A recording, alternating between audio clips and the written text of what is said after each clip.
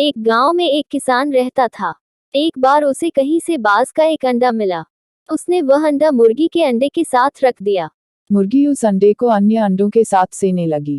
कुछ दिनों में मुर्गी के अंडे में से चूजे निकल आए और बाज के अंडे में से बाज का बच्चा। बाज का बच्चा चूजों के साथ पलने लगा। वह चूजों के साथ खाता पीता खेलता इधर उधर फुदकता बड़ा होने लगा। चूजों के साथ रहते हुए उसे कभी एहसास ही नहीं हुआ कि वह चूजा नहीं बल्कि बाज है।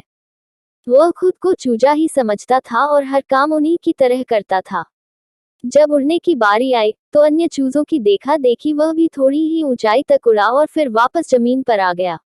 उसका भी ऊंचा उड़ने का मन करता, लेकिन जब वह सबको थोड़ी ही ऊंचाई तक उड़ता देखता तो वह भी उतनी ही ऊंचाई तक उड़ता।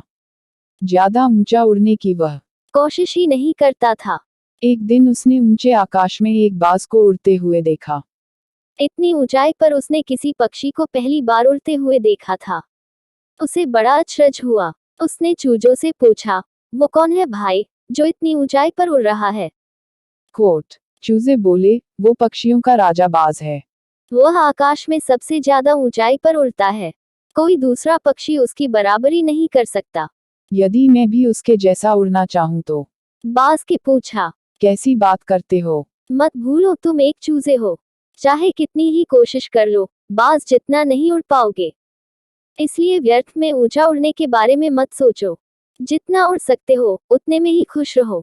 चूजे बोले। बाज ने यह बात मान ली और कभी ऊंचा उड़ने की कोशिश ही नहीं की। बाज होने बावजूद वह पूरी जिंदगी मुर्गी के समान जीता रहा।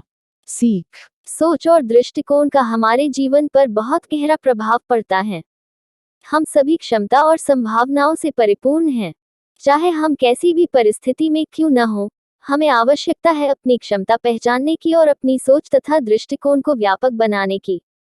हम स्वयं को चूजे समझेंगे तो चूजे ही बनेंगे और बाज समझेंगे तो बाज बनेंगे। खुद को कम न समझें, अपनी क्षमता को सीमित न करें, बाज बने और जीवन में ऊंची उड़ान भरें।